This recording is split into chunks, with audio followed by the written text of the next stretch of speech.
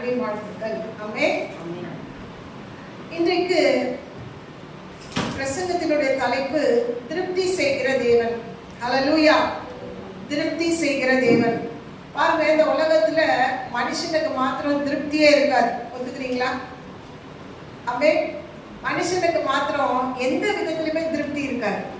அது இயற்கை இல்லையா? பாருங்க, ஒரு நம்ம ஜோம் பண்ற ஒரு 5000 தேவை, ஒரு 1,00,000 ரூபாய் தேவை அப்படின்னு நம்ம ஜோம் பண்ணும்போது ஆண்டவர் அந்த தேவையை சந்தித்த பிறகு அந்த 1,00,000தோட நம்மளோட தேவை முடிவதில்லை. ஆமென். அது என்ன ஆகும்? 1,00,000 2,00,000 தேவைப்படும். அப்படியாக மனுஷனுடைய வாழ்க்கை என்பது திருப்தி இல்லாத ஒரு வாழ்க்கை. பாருங்க, என்ன எடுத்துக்கிட்டீங்கன்னா, என்னுடைய பெரிய பாப்பா வந்து எக்ஸாம் எழுதிருச்சு. 10th எக்ஸாம் எழுதும்போது ரொம்ப சிக்காயிட்டா. சுத்தமாக படிக்கவே இல்லை. ஒரு நாளும் புக்கு தொடலை. தமிழில் மட்டும்தான் புக்கு தொட, மற்ற ஒரு எக்ஸாம் கூட தொடவே இல்லை. ஆனாலும் எக்ஸாம் எழுதும் போது உடம்பு முடியாமல் ரொம்ப முடியாமல் போகும்போது ஜோமணி தான் அப்படியா எல்லா எக்ஸாமையும் ஆண்டவருடைய கிருபையினால ஒரு எக்ஸாம் கூட வந்து ஆப்சென்ட் ஆகாமல் எல்லா எக்ஸாம்லையும் நல்ல மார்க் எழுதி 406 மார்க் 500க்கு எடுக்க ஆண்டவர் கிருபை தந்தார். ஆனாலும் எனக்குள்ள என்ன இல்லை? திருப்தி இல்லை. கொஞ்சம் படிச்சிருக்கலாமே, இவ்வளோ நாள் கஷ்டப்பட்டதுக்கு நீ நல்லா படிச்சிருந்தனா ஒரு 420 450 எடுத்திருந்தனா எனக்கு எப்படி இருந்திருக்கும்? சந்தோஷமா இருந்திருக்குமே. அப்ப இவங்க சொன்னாங்க, உனக்கு என்ன இல்லை? திருப்தியே இல்லை. பாரு, முடியாத நிலைமையில போய் எழுதிட்டு 406 மார்க் வாங்கியிருக்கா, உனக்கு என்ன இல்லை? திருப்தி இல்லை. ஆகவே ஒவ்வொரு மனுஷனுடைய வாழ்க்கையில என்ன இல்லை? திருப்தி இல்லை. இன்னைக்கு பாருங்க, அநேகர் வந்து இன்னைக்கு நியூஸ் எடுத்தாலே பாருங்க, என்ன சொல்றாங்க? கள்ளக்காதலன் அப்படின்னு சொல்றாங்க. ஏன்னா திருப்தி இல்லை அவங்களுக்கு. ஒரு மனைவியோடவோ ஒரு கணவனோட வாழ்வதில் ஒரு திருப்தி இல்லை. பணம் என்ன பண்றாங்க? திருடுறாங்க. ஏன்? திருப்தி இல்லை. எப்படியாவது பணக்காரர் ஆயிடணும், ஒரு குறுக்கு வழியில பணக்காரர் ஆயிடணும் அப்படின்னு சொல்லிட்டு திருப்தி இல்லாத ஒரு உலகத்துலதான் நீங்களும் நானும் வாழ்ந்துட்டு இருக்கோம். பாருங்க, இன்னைக்கு ஆண்டவர் சொல்றாரு, எந்த விஷயத்துல நம்ம திருப்தி இல்லாம இருக்கும்? ஒருவேளை ஆவிக்குரிய வாழ்க்கையில குறைவா இருக்கிறோமா? கர்த்தர் நம்மளை நிறைவாக்குவார். பாருங்க, சங்கீதம் 34:10 சொல்லுது, சிங்க குட்டிகள் தாழ்ச்சி அடைந்து பட்டினியா இருக்கும், கர்த்தரை தேடுறதுக்கு ஒரு நன்மையும் குறைபடாது. ஆமென். பாருங்க, சிங்கம் என்பது காட்டினுடைய ராஜா. இந்த சிங்கத்துக்கு என்ன ஆகும்? இந்த காட்டுல இருக்கிற எல்லா மிருகமும் நடுங்கும். ஆனா ஆண்டவர் சொல்றாரு, சிங்கக்குட்டி தாழ்ச்சியா இருக்குமா? அப்படி தாழ்ச்சியா இருந்தா கூட நீங்களும் நானும் ஆண்டவரை தேடும் போது ஒரு நன்மையும் என்னப்படாது? குறைபடாது. இன்றைக்கு வந்திருக்கிற உங்களுடைய வாழ்க்கையில ஆண்டவர் திருப்தி செய்கிற தேவனா இருக்கிறார். குறைவுகள் எல்லாவற்றையும் கர்த்தர் கிருபையினால உங்களை நிறைவாக்குவார். கிறிஸ்துவின் மகிமையினால உங்களை நிறைவாக்குவார். ஹல்லேலூயா. பாருங்க, மத்தேயு 14ஆம் அதிகாரம் 20வது வசனம். எல்லாரும் சாப்பிட்டு திருப்தி அடைந்தார்கள், மீதியான துணிக்கைகளை 12 கூடை நிறைய எடுத்தார்கள். ஆமென். எல்லாருக்குமே இந்த சம்பவம் ரொம்ப பரிச்சயமானது. ஆண்டவராக இயேசு கிறிஸ்துவ என்ன பண்ணாரு? அவர் வந்து ஊழியத்துக்காக கால்நடையாய் வருகிறார். அவர் வரும் பொழுது அவரை தேடி அநேக ஜனங்கள் அவரை எல்லாரும் என்ன பண்றாங்க? ஆண்டவராக இயேசு கிறிஸ்துவ வராருன்னு தெரிஞ்ச உடனே அவரை சூழ பல ஆயிரம் பேர் என்ன பண்றாங்க? தேவனை பார்க்க வர்றாங்க. அப்போ ஆண்டவருடைய வார்த்தையை கேட்க வரும் பொழுது பாருங்க, இன்னைக்கு இந்த பரிட்சமான இந்த பகுதியில இருந்து தான் பார்க்க போறோம். ஆண்டவராக இயேசு கிறிஸ்துவை தேடி அநேக ஜனங்கள், நல்ல ஆயிரக்கணக்கான ஜனங்கள் ஆண்டவரை தேடி அவருடைய வார்த்தைகளை கேட்பதற்காக, அவருடைய பிரசங்கத்தை கேட்பதற்காக, அவரிடத்திலிருந்து சுகத்தை பெறுவதற்காக ஆயிரக்கணக்கான மக்கள் ஆண்டவராக இயேசு கிறிஸ்துவை தேடி வருகிறார்கள். ஹல்லேலூயா. வராங்க. அந்த இடத்துல ஆண்டவருடைய வார்த்தைகளை கேட்டு அவர்கள் என்ன பண்றாங்க? எல்லாரும் இருக்கிறாங்க. ஒரு மாலை பொழுது ஆயிடுச்சு. இப்ப எல்லாரும் கேட்கிற சீடர்கள் வந்து ஆண்டவர் இடத்துல கேட்கிறாங்க, ஏசப்பா, இந்த மாதிரி இந்த ஜனங்கள் எல்லாம் ரொம்ப நேரம் ஆயிடுச்சு, இவங்க சாப்பிடாம இருக்கிறாங்களே, இவங்களுக்கு ஏதாவது கொடுக்கணும்னா கூட நம்ம பக்கத்து கிராமத்துல போய் இவங்களுக்கு உணவு ஆயுதப்படுத்தினா கூட நேரம் ஆகிடுமே அப்படின்னு சொல்லும் போது ஆண்டவர் சொல்றாரு, உங்கள் இடத்துல என்ன இருக்கு? ஆமென். ஹல்லேலூயா. பாருங்க, இன்னைக்கு நம்ம இடத்துல நம்ம அநேக வேலையில நம்ம கிட்டே தான் இருக்கும். அந்த டேலண்டா இருந்தாலும் எதுவா இருந்தாலும் நம்ம கிட்ட தான் இருக்கும். பாருங்க, அப்படி இருக்கும்பொழுது கர்த்தர் என்ன சொல்றாரு? 18வது வசனத்துல பாருங்க, மத்தேயு 14:18, அவைகளை என்னிடத்தில் கொண்டு வாருங்கள் என்றார். ஆமென். பாருங்க, இப்போ எதுவுமே இல்லை, பசியா இருக்கிறாங்க ஜனங்க. இந்த இடத்துல ஒரு சாத்தியமான எந்த கூறுமே இல்லை இல்லையா? ஆண்டவராக இயேசு கிறிஸ்து இருக்கிறாரு. இப்ப இவங்க ஆண்டவர் சாதாரண நீரை காண ஒரு கல்யாணத்துல எப்படி மாற்றினார்? திராட்சை ரசமாய் மாற்றினார். இவங்க எல்லாம் கிட்ட பார்த்தவங்க தான். ஆனா இந்த இடத்துல இவங்களுடைய விசுவாசத்தின் அளவு எப்படி ஆயிடுச்சு? குறைபட்டுடுச்சு. பக்கத்துல இருக்க இயேசு அற்புதம் செய்கிறவர் என்பதை அவங்க அறிந்திருந்தோம். அவங்களுடைய கண்களுக்கு அவங்களுடைய விசுவாசம் என்பது குறைந்து விட்டது. இப்ப இயேசு கிட்ட என்ன சொல்றாங்க? ஒரு சின்ன பையன் என்ன கொண்டு வந்திருக்கிறாரு? 5 அப்பமும் 2 மீன் மட்டும் இருக்கு அப்படின்னு சொல்றாங்க. பாருங்க, எந்த ஒரு காரியமானாலும் நாம் இயேசுவின் இடத்துல அந்த காரியத்தை ஒப்புவிக்கும் பொழுது அது பல மடங்கான ஆசீர்வாதங்களை கொடுக்கிறது. ஹல்லேலூயா. அது நம்முடைய காரியம், எந்த காரியமானாலும், அது பிசினஸ் ஆனாலும், அது திருமண காரியமானாலும், அது வேலை விஷயமானாலும், எதுவா இருந்தாலும் கொஞ்சமா இருந்தா கூட பரவாயில்ல, அது கர்த்தருடைய கரங்களில் அது செல்லும் பொழுது அது பல விதமான பல மடங்கு ஆசீர்வாதங்களை உங்க வாழ்க்கையில என்னுடைய வாழ்க்கையிலும் நிச்சயமாய் அது கொண்டு வரும் என்பதுல சந்தேகம் இல்லை. ஹல்லேலூயா. பாருங்க, இப்படியாக அந்த 5 அப்பம் 2 மீன் ஆண்டவருடைய கரங்கள்ல கொடுக்கும் பொழுது இயேசு என்ன பண்றாரு? அப்பொழுது அவர் ஜனங்களை புல்லின் மேல் பந்தியிருக்க கட்டளையிட்டு, பாருங்க, அந்த 5 அப்பங்களையும் அந்த 2 மீன்களையும் எடுத்து வானத்தை அண்ணாந்து பார்த்து, பாருங்க, இந்த இன்சிடென்ட் பாத்தீங்கன்னா 4 சுவிசேஷங்களே கொடுக்கப்பட்டிருக்கு. மத்தேயு, மார்க்கு, லூக்கா, யோவான். இந்த 4 இதுல ஏன்னா இது ரொம்ப முக்கியமான பகுதி என்று சொல்லப்படுகிறது. ஏன்னா இவங்க இருக்கிற இடம் ஒரு வனாந்தரமான ஒரு பகுதி. அந்த இடத்துல போய் கடை, இப்ப பாருங்க தெருக்கு ஒரு கடை இருக்கு, ஆனா அந்த காலத்துல எல்லாம் கடை வசதி இல்லை. அப்போ அந்த இடத்துல ஜனங்கள் என்ன பண்றாங்க? தவிப்பாங்க அப்படின்றதுக்காக என்ன பண்றாங்க? 5 அப்பம் 2 மீன் தான். இது இத்தனை மக்களுக்கு, 5000 மக்களுக்கு எப்படி போதுமானதா? கிடையவே கிடையாது, போதுமானதா இல்லை. ஆனாலும் ஆண்டவருடைய கரங்கள்ல அந்த 5 அப்பம் 2 மீனை கொண்டு வந்த பிறகு ஆண்டவர் பாருங்க அழகாய் டிசிப்ளினா என்ன பண்றாரு? 50 பேராய் 100 பேராய் அழகா வரிசைப்படுத்துறாரு. ஆமென். பாருங்க, ஆண்டவர் எவ்வளவு டிசிப்ளினான ஒரு கடவுள் இல்லையா? பாருங்க, அநேக இடங்கள்ல நம்ம நியூஸ்ல கேள்விப்பட்டிருப்போம். என்ன நியூஸ்? என்ன சாப்பாடு போடும் போது, இல்ல ஒரு இலவசம் அப்படின்னு போடும் போது அந்த இடத்துல முந்தி அடிச்சு என்ன பண்ணிட்டாங்க? அந்த இலவசத்தை வாங்குவதற்கு முந்தி அடிச்சு அநேகர் ஜீவனை கூட விட்டுருக்காங்கன்னு பார்க்கிறோம். அப்போ ஆண்டவர் பாருங்க அழகாய் ஒரு 50 பேராய் 100 பேராய் வரிசைப்படுத்தி அவர் என்ன பண்றாரு? அவர் கரங்கள்ல அந்த அப்பமும் அந்த மீனும் வரும் பொழுது அவர் அண்ணாந்து பார்க்கிறார். பாருங்க, அண்ணாந்து பார்க்கிறார். பிதாவே, இதை ஆசீர்வதிங்க அப்படின்னு அவர் பிரேயர் பண்ணும் பொழுது ஆண்டவர் ஆசீர்வதிங்க பிரேயர் பண்ணி அந்த அப்பங்களை பிட்டு கொடுக்கப்படி தன்னுடைய சீடர்களுக்கு கட்டளை கொடுக்கிறார். பாருங்க, நம்ம அநேக வேலையில ஒருவேளை கொஞ்சம் காசா இருக்கலாம், இல்ல கொஞ்சம் பெலனா இருக்கலாம், இல்லைன்னா கொஞ்சம் படிப்பா இருக்கலாம். எதுவா இருந்தாலும் கர்த்தர் அதை மல்டிப்ளை பண்ண, அதை பெருக செய்ய அவர் வல்லவரா இருக்கிறார். ஹல்லேலூயா. ஒருவேளை இன்னைக்கு உங்க வாழ்க்கையில ஒரு காரியத்தை எடுக்கணும். ஆண்டவரே, என்கிட்ட கொஞ்சம் தான் இருக்கப்பா, என்கிட்ட கொஞ்சம் பெலன் தான் இருக்கு, என்கிட்ட கொஞ்சம் காசு தான் இருக்கு, என்கிட்ட கொஞ்சம் படிப்பு தான் இருக்கு, இந்த படிப்பை வச்சு என்னோட வாழ்க்கையில நான் அநேக காசை சம்பாதிக்க முடியாதுன்னு நினைக்கலாம். ஆனா ஆண்டவர் சொல்ற, ஆண்டவருடைய கரங்கள்ல ஒரு சாதாரண ஒரு தண்ணி கூட ஆண்டவர் எப்படி மாற்றினார்? ஒரு திராட்சை ரசமாய் மாற்றினார். அது போலதான் 5 அப்பம் 2 மீன் ஆண்டவருடைய கரங்கள்ல வரும் பொழுது அது ஒரு பெரிய ஆசீர்வாதம். 5000 பேருக்கு மேலானவர் போஷித்து அதை மீதம் எடுக்க வைத்தார். ஹல்லேலூயா, ஹல்லேலூயா. பாடுறோம்ல, திருப்தியாக்கி நடத்திடுவார், தேவைகளை சந்திப்பார், மீதம் எடுக்க வைப்பார், பிறருக்கு கொடுக்க வைப்பார். 5 அப்பங்களை 1000 பெருக செய்தார். 5 அப்பங்களை 1000 பெருக செய்தார். 5000 ஆண்களுக்கு வயிறார உணவளித்தார்.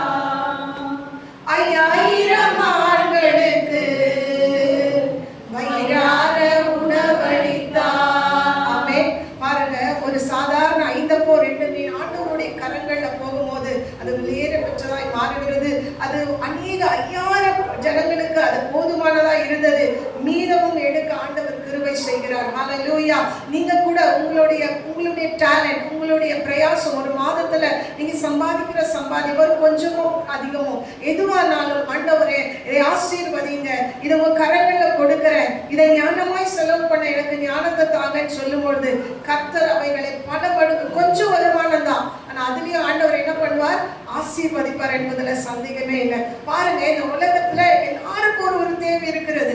பண தேவை இருக்கிறது, சுகம் வேணும், என்னுடைய கடன்ல இருந்து பிரச்சனையில இருந்து ஆண்டவரை விடுதலை செய்யணும், எனக்கு இந்த விஷயத்துல விடுதலை வேணும், எனக்கு இந்த தேவை சந்திக்கப்படணும், அநேக தேவைகள் இருக்கிறது.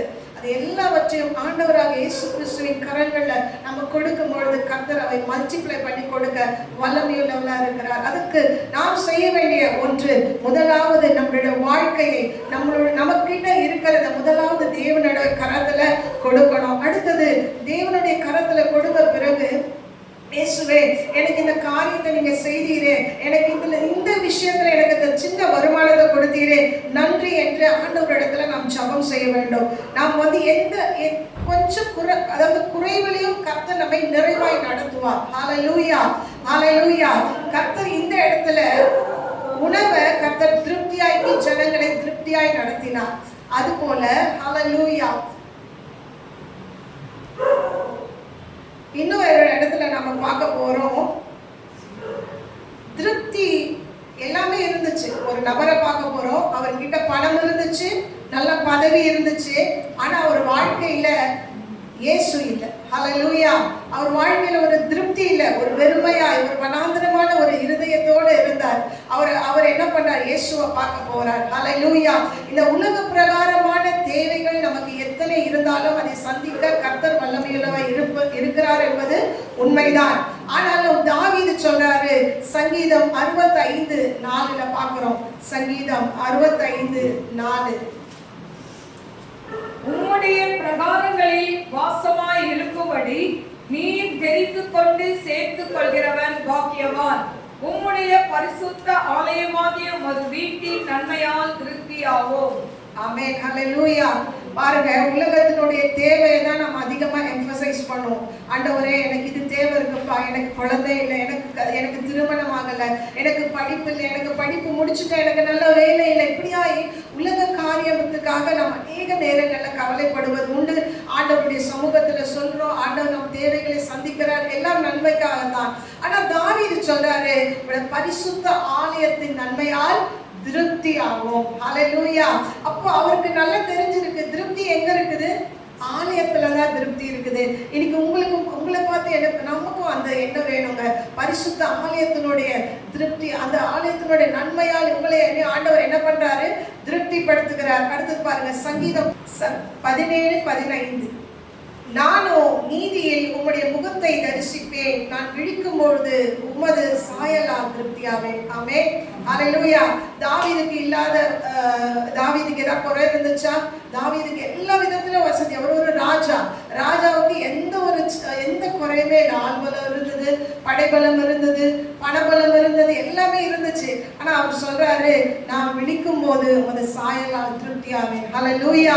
இதுதாங்க ஒரு ஆவிக்குரிய திருப்தி. இன்னைக்கு உலக பிரகாரமான திருப்திக்காக இந்த மனுஷன் எவ்வளோ உழைக்கிறோம், காலையில இருந்து சாயங்காலம் வரைக்கும் உழைக்கிறோம். மாதத்துல அந்த ஊதியம் வந்தா நம்ம வாங்குற சம்பளத்தை காட்டிலும் அதிக தேவைகள், அதிக கடன் வாங்குறோம், இவ்வளோ இருக்கு.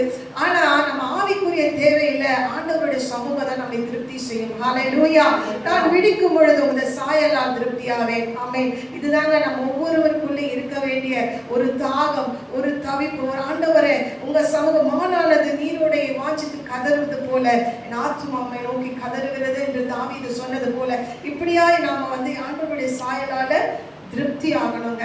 பாருங்க, இங்க ஒருத்தரை பார்க்க போறோம். லூக்கா 19ஆம் அதிகாரத்துல ஒருத்தரை பத்தி பார்க்க போறோம். அவருக்கு பணத்துல எந்த குறையும் இல்லை, நல்ல வசதி படைத்தவர், நல்ல அதிகாரம் உடையவர். அவரை பத்தி பார்க்க போறோம். அவருடைய வாழ்க்கையில என்ன நடந்துச்சுன்னு. அவருக்கு சாலமோன், பாருங்க, சாலமோனுக்கு திருப்தி இருந்துச்சா? சாலமோனுடைய வாழ்க்கையில திருப்தியே இல்லைங்க. பாருங்க, ஒரு மனைவியோட வாழ திருப்தி இல்லாதவர் 300 மனைவியோ 700 மறுமணி ஆட்டிகளோ வச்சிருந்தாரு. அவர் சொல்றாரு பாருங்க, பிரசங்கி 5:10 பாருங்களேன். பிரசங்கி 5:10, பணப்பிரியன் பணத்தினால் திருப்தி அடைவதில்லை, செல்வப்பிரியன் செல்வ பெருக்கினால் திருப்தி அடைவதில்லை. இதுவும் மாயையே. பாருங்க, இந்த உலகத்துல எவ்வளவு பணம் படைச்சாலும், எவ்வளவு பணத்துக்காக நம்ம சம்பாதிக்க முயன்றாலும் எதுவுமே மனிதனை திருப்திப்படுத்தல. யார் சொல்றாரு? சாலமோன் சொல்றார். அவர் பெரிய ஞானி. அவர் சொல்ற பூமிக்கு கீழே எல்லாமே எப்படி இருக்கு, சூரியனுக்கு கீழே எல்லாமே மாயை அப்படின்னு சொல்றார். அப்போ இந்த உலகத்துக்கு வரைக்கும் நம்ம வாழ்கிற நாட்கள் வரைக்கும் தான் பணம், பதவி, பட்டம் எல்லாமே நம்ம என்ன பண்றோம், எதிர்பார்க்கிறோம், அதை பெற்றுக்கொள்ள ஆசைப்படுகிறோம். ஆனா ஒருவர் மரித்த பிறகு எங்க போகிறோம்? ஆண்டவருடைய சமூகத்துல போகிறோம். அப்ப ஆண்டவருடைய சமூகத்துக்கு போகணும்னா நம்மளுடைய ஆண்டவருடைய சமூகம் நம்மள, அவருடைய சாயம் தான் நம்மளை என்ன பண்ணும், நம்மை திருப்தி ஆக்கும். பாருங்க, லூக்கா 19ல சகேயு அப்படிங்கிற ஒரு மனுஷனை பத்தி பார்க்க போறோம். இவருக்கு எல்லாமே இருந்துச்சு, பணம் இருந்துச்சு, பதவி இருந்துச்சு, எல்லாம் இருந்துச்சு. ஆனாலும் அவர் வாழ்க்கையில ஏதோ ஒரு வெறுமைங்க, ஏதோ ஒரு விஷயத்துல அவரோட வாழ்க்கையில அவர் ஏதோ ஒன்று மிஸ் பண்ணிக்கிட்டே இருந்தார். ஆண்டவர் இயேசு எரிகோ வராரு அப்படின்னு கேள்விப்பட்ட உடனே இந்த ஆயக்காரனாகிய இந்த தலைவன் என்ன பண்றாரு, ஒரு டாக்ஸ் கலெக்டர், ஒரு பெரிய ஐஸ்வர்யவான். அவர் என்ன பண்றாரு, இயேசுவை எப்படிப்பட்டவரோ என்று பார்ப்பதற்காக அவர் இந்த ஒரு காட்டத்தி மரத்து மேல ஏறி ஆண்டவராக இயேசு கிறிஸ்துவை பார்க்கணும்னு அவருக்கு அவ்வளோ ஆசை. எல்லாருக்கும் தெரிந்த பகுதி தான். இவருக்கு நான் சொன்ன மாதிரி ஒரு பெரிய ஐஸ்வர்யவான். இப்போ டாக்ஸ் வாங்குறவங்களை எல்லாரும் சந்தோஷமா வரவேற்பாங்களா? கண்டிப்பா கிடையாது. எல்லாம் என்ன பண்ணுவாங்க, டாக்ஸ் கலெக்ட் பண்றவங்க கிட்ட எப்படி இருப்பாங்க, வெறுப்பா இருப்பாங்க. பார்த்துருக்கீங்களா? இப்போ நம்ம கூட ஐடி கட்டும் போது நம்மளோட காசு வந்து அதிகமா போகுது.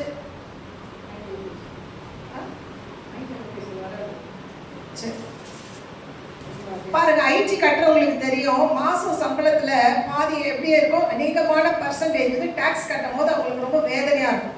அப்போ அது போல ஜனங்கள் அந்த காலத்துல யூதர்கள் கிட்ட வந்து இவங்க என்ன பண்றாரு, இவங்க டாக்ஸ் எல்லாம் கலெக்ட் பண்ணும் போது இவரை ரொம்ப சந்தோஷமா ஏற்றுக்கொண்டு இருப்பாங்களே ஜனங்க? நிச்சயமா இல்லை. எல்லாரும் என்ன பண்ணிருப்பாங்க, வெறுப்ப காமிச்சிருப்பாங்க. அநேகர் இவர் அநியாயமா வாங்குறாரு பாரு அப்படின்னு சொல்லிட்டு பலர் என்ன பண்ணிருப்பாங்க, சாபம் விட்டுருப்பாங்க. ஆனாலும் பாருங்க, இவருக்குள்ள இவ்வளோ காசு எல்லாத்தையும் வச்சுக்கொண்டு இருந்தா கூட, ஒரு பெரிய ஐஸ்வர்யவானா இருந்தா கூட இவருக்குள்ள ஒரு வெறுமை. அதனால ஆண்டவரை பார்க்கணும்னு சொல்லிட்டு அவரோட காட்டத்தை மரத்து மேல ஏறிறாரு. ஏறும்போது ஆண்டவர் பார்க்கிறாரு. பாருங்க, 5வது வசனம். அந்த இடத்தில் வந்தபோது அண்ணாந்து பார்த்து அவனை கண்டு, சகேயுவே, நீ சீக்கிரமாய் இறங்கி வா, இன்றைக்கு நான் உன் வீட்டிலே தங்க வேண்டும் என்றார். ஹல்லேலூயா. இதுதாங்க பாருங்க, எல்லாம் இருந்தா கூட ஆண்டவராக இயேசு இல்லாததுனால அவனுக்கு ஒரு ஆசை, இயேசு எப்படிப்பட்டவரோ அப்படின்னு பார்க்கறதுக்காக அந்த காட்டத்தை மரத்துல யாருமே பார்க்காத அந்த சகையோவை ஆண்டவர் பார்த்தார். இன்னைக்கும் உங்களை பார்க்க அவர் வல்லமை உள்ளவரா இருக்கிறார். உங்களுடைய இருதயத்தினுடைய ஆழத்தை, நீங்க எந்த அளவுக்கு கஷ்டப்பட்டிருக்கீங்க, நீங்க எந்த தேவையோடு வந்திருக்கீங்கன்றத ஆண்டவராக இயேசு கிறிஸ்து அறிவார். பாருங்க, நம்ம இந்த ஏர்போர்ட்லாம் போகும்போது நம்மளுடைய பேக்கேஜ், ஹேண்ட் லக்கேஜ் என்ன பண்ணுவாங்க, ஸ்கேன் பண்ணுவாங்க. பார்த்துருக்கீங்களா? ஸ்கேன் பண்ணுவாங்க. பேக்கை ஓப்பன் பண்ணுவாங்களா? பேக்கை ஓப்பனே பண்ண மாட்டாங்க. என்ன பண்ணுவாங்க, நம்ம ஹேண்ட் லக்கேஜை அப்படியே ஒரு ஸ்கேனர் மாதிரி இருக்கும். அந்த ஸ்கேனரில் பார்த்தீங்கன்னா கம்ப்யூட்டருக்கு முன்னாடி உட்காந்துட்டு பேக் உள்ள என்னென்ன இருக்குங்கிறத என்ன பண்ணிடும், அழகாக ஸ்கேன் பண்ணி கொடுத்துரும். ஒரு சின்ன ஒரு சேஃப்டி பின்னோ, ஒரு சின்ன பின்னோ இருந்துச்சுன்னா உடனே என்ன பண்ணும், அலாம் அடிக்க ஆரம்பிக்கும். அப்போ ஒரு மனுஷன் கர்த்தர் கொடுத்த ஞானத்தினால இப்படிப்பட்ட பொருள் எல்லாம் உண்டாக்குன அவனுக்கே உள்ள என்ன இருக்குன்றத ஆட்டோமேட்டிக்கா ஸ்கேன் பண்ணுது. ஆனா ஆண்டவர் பாருங்க, நம்ம இருதயத்தை அழகாக ஸ்கேன் பண்ணுவார். ஹல்லேலூயா. அவர் நம்மை படைத்திருக்கிறார், அவர் நம்மை அறிந்திருக்கிறார். ஹல்லேலூயா. இப்படியாக இந்த சகையோ இந்த மரத்து மேல இருக்கிறத இயேசுவானவர் அறிந்து அவன் கீழே வாப்பா அப்படின்னு சொன்ன உடனே எனக்கு ஒரே சந்தோஷம். அது வரைக்கும் அவன் எல்லாரும் என்ன சொல்றாங்க, அவரை பாவியா இருக்கிறான் அப்படின்னு சொன்ன போது ஆண்டவரோட பார்வை மட்டும் வேற மாதிரி இருந்துச்சு. அவனை நீதிமானா மாற்றணும், அவனை ரட்சிக்கணும் என்பது ஆண்டவருடைய சித்தமாய் இருந்ததுனால திருப்தி, பணம் செய்யாத திருப்தி இயேசுவானவர் அவனுடைய வாழ்க்கையில வந்த பொழுது அவன் மிகுந்த சந்தோஷம் அடைந்தான். ஹல்லேலூயா. பாருங்க, 8வது வசனத்தை பாருங்க. சகையு நின்று கர்த்தரை நோக்கி, ஆண்டவரே, என் ஆஸ்திகளில் பாதியை ஏழைகளுக்கு கொடுக்கிறேன். நான் ஒருவனிடத்தில் எதையாகிலும் அநியாயமாய் வாங்கினதுண்டானால் நாலத்தனையாக திரும்ப செலுத்துகிறேன் என்றார். பாருங்க, இயேசுவானவர் அவனுடைய வாழ்க்கையில வந்த பொழுது அவனுடைய பாவமான அவன் சொல்றான், அவன் தண்ணியே அறிக்கை செய்யறான். ஏசப்பா நான் ஏதாவது ஒரு என் ஆஸ்தியில பாதியை கூட நான் என்ன பண்ணிடுறேன், ஏழைகளுக்கு கொடுத்துடுறேன். நான் ஒரு இடத்துல எதாவது அநியாயமாய் ஒருவேளை நான் வாங்கினேன்னா அது எத்தனை முறை கொடுத்துடுறேன், 4 மடங்கு அதிகமா கொடுத்துடுறேன் அப்படின்னு சொல்றான். அப்ப இயேசு இந்த சகையினுடைய வாழ்க்கையில வந்த பொழுது ஆண்டவர் அவனுடைய வாழ்க்கையில அவன் வீட்டுக்கு ஒரு பெரிய ரட்சிப்பை கொடுக்கிறார். அது மட்டும் இல்ல, அவன் ஆண்டவர் எப்படி காம்ப்ளிமெண்ட் பண்ணார் பாருங்க, இவனும் ஆபிரகாமுக்கு குமாரனாய் இருக்கிறானே. ஆமென், ஹல்லேலூயா. அப்போ இயேசுவானவர் நம்ம வாழ்க்கையில வந்தாதாங்க நமக்கு திருப்தி. இந்த உலகமான பொருளை எப்பயுமே நம்மளை என்ன பண்ணாது, திருப்தி செய்யவே செய்யாது. இயேசுவானவர் நம்ம வாழ்க்கையில இருக்கும் பொழுது கர்த்தர் நமக்கு எல்லாவற்றையும் எப்படி கொடுப்பார், கூட கொடுப்பார். ஹல்லேலூயா. முதலாவது தேவனுடைய ராஜ்யத்தையும் அவருடைய நீதியும் தேடுங்கள், பின்பு இவைகள் எல்லாம் உங்களுக்கு கூட கொடுக்கப்படும். ஹல்லேலூயா. ஒரு கதை ஒண்ணு ஞாபகத்துக்கு வருதுங்க.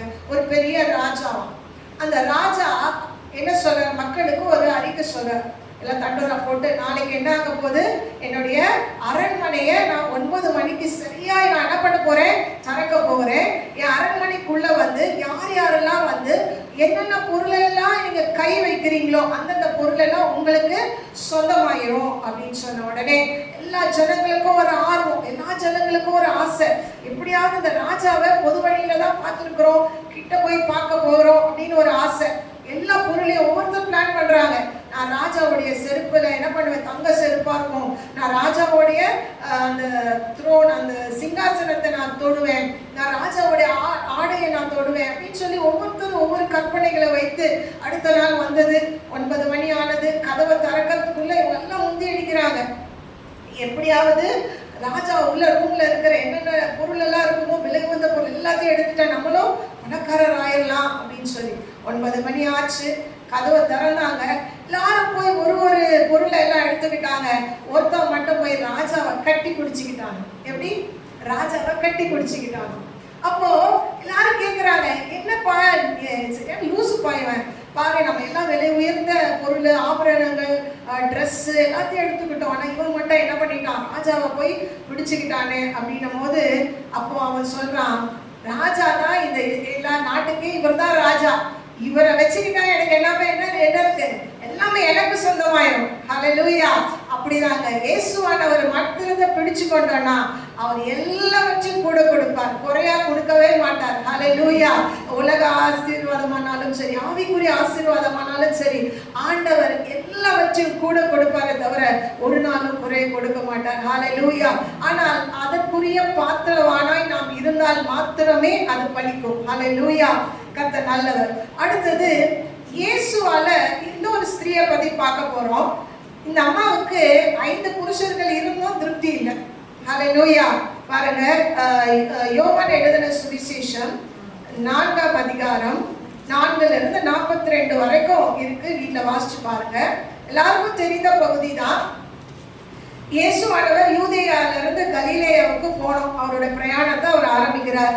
அவருடைய சீடர்களை எல்லாம் என்ன சொல்றாரு, போய் என்ன பண்ணுங்க, சாப்பாடு வாங்கிட்டு வாங்க அப்படின்னு அனுப்பி விடுறாரு. இயேசுவானவர் அந்த சமேரியா நாட்டின் வழியே அவர் வரும் பொழுது ஒரு ஸ்திரீயை பார்க்கிறார். ஹல்லேலூயா. அந்த சமாரிய ஸ்திரீயை பார்க்கணுன்றது அவரோட அஜெண்டால இருந்திருக்கு. அவர் என்ன பண்ணியிருக்காரு, அவர் ப்ரோக்ராம் லிஸ்ட் எல்லாம் எழுதிப்பாரு நினைக்கிறேன், சமாரியால ஒரு ஸ்திரீயை பார்க்கணும்னு சொல்லி. அப்போ யோவான் 4ஆம் அதிகாரம் 4ஆம் வசனம், அவர் சமேரியா நாட்டின் வழியாய் போக வேண்டியதாய் இருந்தபடியால் யாக்கோபு தன் குமாரனாகிய யோசேப்புக்கு கொடுத்த நிலத்துக்கு அருகே இருந்த சமேரியாவில் உள்ள சீகார் எனப்பட்ட ஊருக்கு வந்தார். அங்கே யாக்கோபுடைய கிணறு இருந்தது. இயேசு பிரயாணத்தினால் இளைப்படைந்தவராய் அந்த கிணற்றின் அருகே உட்கார்ந்தார். அப்பொழுது ஏறக்குறைய 6ஆம் மணி வேளையாய் இருந்தது. ஹல்லேலூயா. 6ஆம் மணி வேலை அப்படின்னா 12 மணி, மதியம் 12 மணி. நம்ம இந்தியன் டைம் பிரகாரம் மதியம் 12 மணி. அப்போ ஒரு வெயில் நேரம் இல்லையா, பகல் முடிந்து அப்புறம் வந்து நைட் ஸ்டார்ட் ஆக போகுது, அதாவது டே டைம் வந்து முடிஞ்சு அடுத்த 12 hours ஸ்டார்ட் ஆக போகுது. அப்போ வெயில் பயங்கரமான வெயிலா இருக்குது. அந்த இடத்துல இந்த ஒரே ஒரு அம்மா, சமாரிய அம்மா மட்டும் என்ன பண்றாங்க, தண்ணி எடுப்பதற்காக வராங்க. இது எடுக்கும் போது வரும்போது இயேசு பார்க்கிறாரு. ஆண்டவர் என்ன பண்றாரு, போய் என்ன கேட்கிறாரு, என் தாகத்துக்கு தண்ணி தா. ஹல்லேலூயா. பாருங்க, அவருடைய தாகம் என்னவா இருந்துச்சு, அந்த ஆவிக்குரிய தாகம். அந்த அம்மாவை எப்படியாவது என்ன பண்ணணும், ரட்சிக்க வைக்கணும் அப்படின்னு. ஆனா அந்த அம்மாவை பத்தி ஆண்டவர் சொல்றார் பாருங்க. இயேசு அவளை நோக்கி 16, நீ போய் உன் புருஷனை இங்கே அழைத்து கொண்டு வா என்றார். அதற்கு அந்த ஸ்திரீ, எனக்கு புருஷன் இல்லை என்றாள். இயேசு அவளை நோக்கி, எனக்கு புருஷன் இல்லை என்று நீ சொன்னது சரிதான். எப்படி எனில் 5 புருஷர் உனக்கு இருந்தார்கள், இப்பொழுது உனக்கு இருக்கிறவன் உனக்கு புருஷன் அல்ல, இதை உள்ளபடி சொன்னாய் என்றார். அப்பொழுது அந்த ஸ்திரீ அவரை நோக்கி, ஆண்டவரே, நீ தீர்க்கதரிசி என்று காண்கிறேன். ஆமென். முதல்ல பார்த்தோம், பணம் திருப்தி செய்யாததை இயேசுவானவர் அவனுடைய வாழ்க்கையில வரும்போது ரட்சிப்பு என்கிற பெரிய ஆசீர்வாதத்தை கொடுத்தார். ரெண்டாவது, இந்த அம்மாவுக்கு 5 புருஷர்கள் இருக்கிறது ஆண்டவர் சொன்ன உடனே இந்த அம்மாவுக்கு ஒரே சந்தோஷம். பரவாயில்லையே, நம்மளை பத்தி சூப்பரா சொல்றாரு, ஸ்கேன் பண்ணிட்டாரு அப்படின்னு சொல்லிட்டு அந்த அம்மா என்ன சொல்றாங்க, நீங்க தான் தீர்க்கதரிசி என்பதை அறிஞ்சுக்கிட்டாங்க. பாருங்க, இந்த அம்மாவுக்கு திருப்தியே இல்லை. 5 புருஷர்கள் இருந்தோம், கடைசியில் இப்ப இருக்கிறவங்க கூட என்ன இல்லை, புருஷன் இல்லை. இப்படியான அந்த வாழ்க்கையில ஆண்டவர் வந்த உடனே அந்த அம்மாக்குள்ள ஒரே மகிழ்ச்சி. ஆண்டவர் என்ன தராரு, ஜீவ தண்ணீரை தராரு. ஹல்லேலூயா.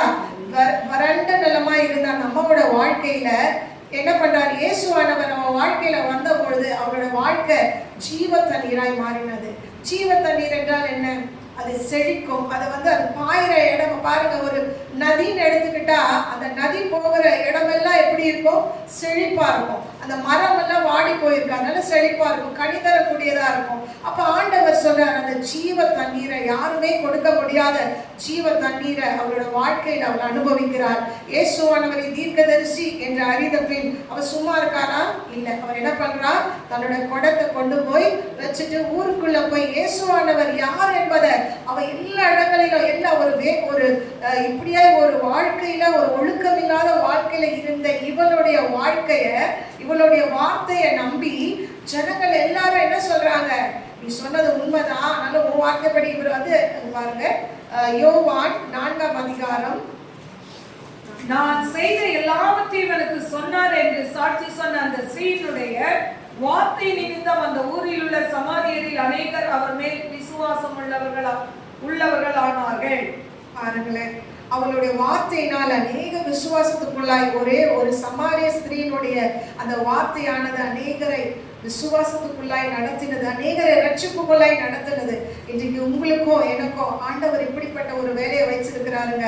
இயேசுவானவர் நம்ம வாழ்க்கையில வந்த பிறகு நாம் சும்மா இருக்கவே முடியாது. ஹல்லேலூயா. இயேசுவானவரை நம்ம ரட்சகராக ஏற்றுக்கொண்ட பிறகு அநேகர் இன்னைக்கு ஆண்டவரை அறிந்தும் அறியாமல் இருக்கிறாங்க. ஹல்லேலூயா. கிறிஸ்துவர்களே, இயேசுவை பின்பற்றுகிறவர்களே இன்றைக்கு எப்படி இருக்காங்க, பின்மாற்றத்தில் இருக்கிறாங்க.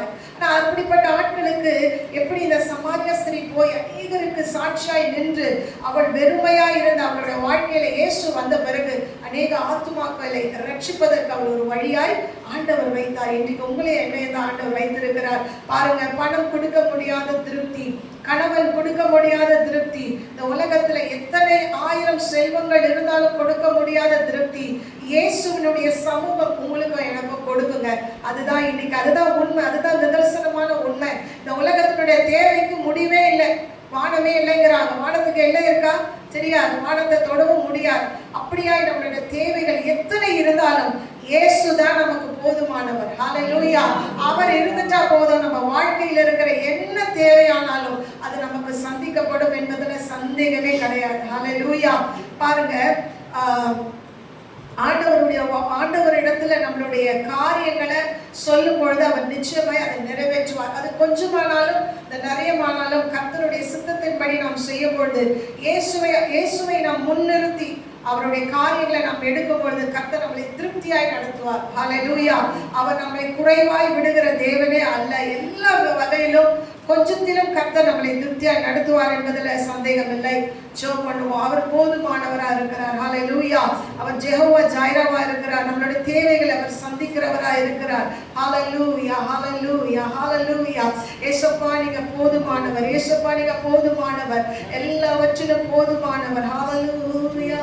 இயேசு போதுமே, இயேசு போதுமே, எந்த நாளிலுமே என் நிலையிலுமே எந்த வாழ்வினிலே இயேசு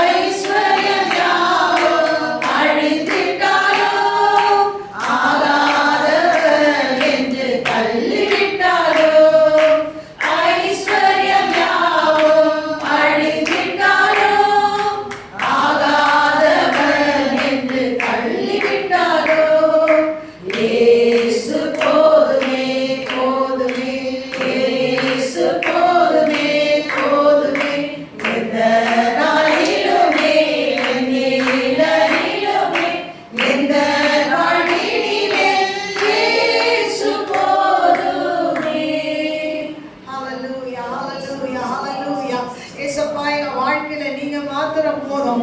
எத்தனை சொத்துக்கள் இருந்தாலும் எல்லாம் அழியக்கூடிய சொத்துக்கள் அப்பா. ஆண்டவரே, எல்லாமே அழிந்து போகும் ஆண்டவரே. உங்க சமூகம் மாத்திரம் என்றைக்கு எங்களுக்கு இன்பமா இருக்கும்ப்பா. எந்த நாளிலும் எந்த நிலைமையிலுமே நீங்க போதும் ஆண்டவரே. துன்பத்திலும் நீங்க போதும், இன்பத்திலும் நீங்க போதும், சந்தோஷத்திலும், எங்களுடைய தேவையிலும், எங்களை இழப்பிலும் ஆண்டவரே எங்களுக்கு நீங்க ஆண்டவரே ஸ்தோத்திரம். எங்கள் ஜெபம் ஆண்டவரே அப்பா, நாங்க ஜெபிக்கிற எந்த தேவையானாலும் நீங்க கொடுத்தாலும் கொடுக்காவிட்டாலும் நீங்க மாத்திரம் போதும் ஏசப்பா. நீங்க மாத்திரம் போதும் ஏசப்பா.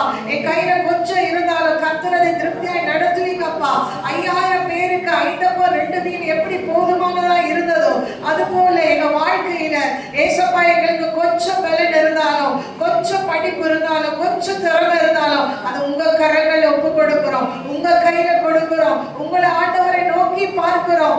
நீங்க அதை மல்டிப்ளை பண்ணக்கூடிய வல்லமை உள்ளவர் என்பதை நாங்க விசுவாசிக்கிறோம்ப்பா. கூட இருந்த சீடர்கள் ஆண்டவரே விசுவாசம் இல்லாமல் இருந்தாலும் கர்த்தாவே அப்பா ஆண்டவரே ஏசப்பா உங்க பக்கத்திலே இருந்து அவங்க விசுவாசிக்க தவறி விட்டாலும் ஆண்டவரை காணாமல் நாங்க உங்களை விசுவாசிக்கிறோம்ப்பா. எங்களுடைய எல்லா தேவைகளும் உலக பிரகார தேவையானாலும் எந்த தேவையானாலும் உம்முடைய சமூகத்துல பார்த்து கொள்ளப்படும் ஆண்டவரே. நீங்க எல்லாவற்றையும் செய்து முடிப்பீங்க, ஏற்ற வேலையில செய்து முடிப்பீங்க. ஆரம்பம் அற்பமானாலும் முடிவு சம்பூர்ணமா இருக்கும் என்பதை நாங்க விசுவாசிக்கிற ஆண்டவரே அப்பா துதிக்கிறோம். எல்லாவற்றுக்கும் மேலாய் இந்த உலக ஆசீர்வாதங்களுக்கு மேலாய் நீங்க மாத்திரம் எங்க கூடவே இருங்கப்பா. இஸ்ரவேல் ஜனங்களை எப்படி நீங்க பொன்னோட புறம் ஆண்டவரை பொன்னோட புறப்பட பண்ணீங்களோ அது போல எங்களை வெறுமையாய் அல்ல, நாங்க இந்த இடத்து விட்டு போகும் பொழுது எல்லா விதமான ஆண்டவரை உலக ஆசீர்வாதம், ஆவிக்குரிய ஆசீர்வாதம் எல்லாவற்றினால எங்களை நடத்துங்க, நிரப்புங்கப்பா. உங்க கரங்களை ஒப்பு கொடுத்து ஜெபிக்கிறோம். எல்லா துதியும் எல்லா கனமும் எல்லா மகிமையும் உமக்கு ஒருவருக்கே செலுத்துகிறோம். ரட்சகரும் மீட்பரும் ஆகிய இயேசுவின் மூலம் ஜெபம் கேளும் பிதாவே. ஆமென், ஆமென்.